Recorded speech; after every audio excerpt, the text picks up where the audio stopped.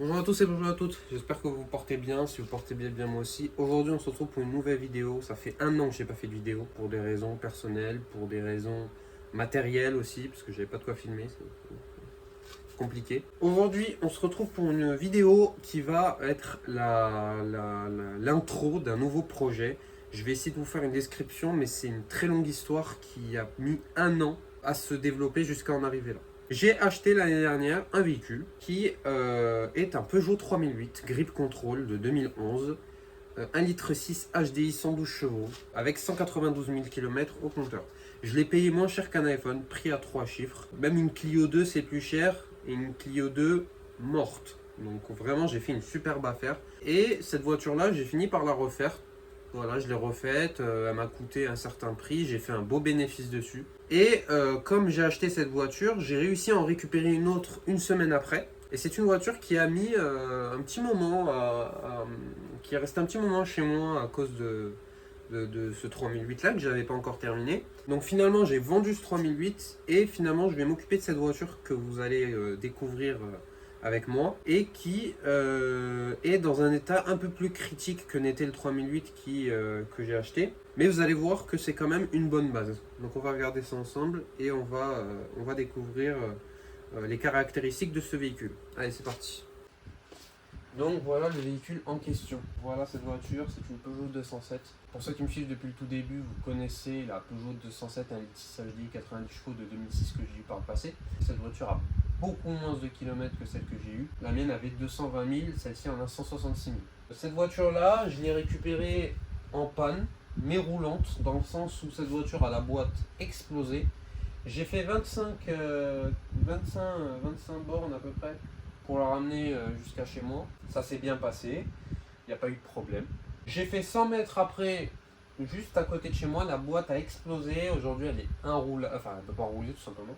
Cette voiture là, pour faire le point, je vais déposer le moteur dessus parce que j'ai envie de faire la courroie de distribution et la courroie d'accessoires parce que cette voiture n'a pas roulé depuis plus de 3 ans. De changer l'embrayage et kit d'embrayage et la boîte parce qu'elle est complètement morte. De résoudre les fuites d'huile, de faire le moteur propre, d'essayer de faire un truc un peu plus propre que ça. Et de remonter le moteur dedans et de le redémarrer. Donc je vais vous le filmer en accéléré. On va regarder ensuite ce qu'il y a vraiment à faire ensemble une fois qu'il sera déposé. C'est parti.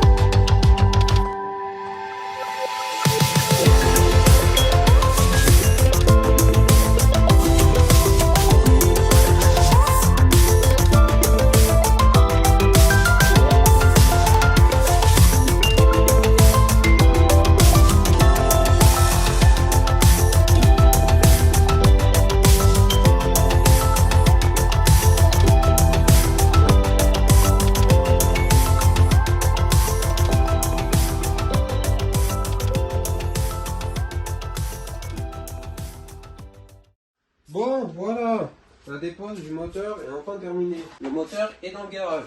Alors, comment ça s'est passé? Eh bien, écoutez, ça s'est plutôt bien passé. Je suis étonné. Je m'attendais à avoir des vis qui foirent et tout. Alors, ça s'est pas trop bien passé non plus, hein, parce que sinon ça aurait été trop bien. J'ai galéré à sortir les cardans. Je vous explique. Alors, c'est pas les cardans en eux-mêmes qui m'ont fait galérer. Quand on veut enlever les cardans, il faut pouvoir reculer tout l'ensemble moyeu, porte-moyeu, fusée, machin, tout complet, pour pouvoir dégager le cardan. Et le problème que j'ai eu, c'est avec la rotule de suspension. Elle était complètement rouillée dans le moyeu. Vous voyez la tige là, elle était complètement rouillée et impossible de l'enlever, même en mettant des coups de marteau et tout. Normalement, on a un outil, tu sais, qui se prend sur le triangle opposé et qui permet de le basculer vers le bas.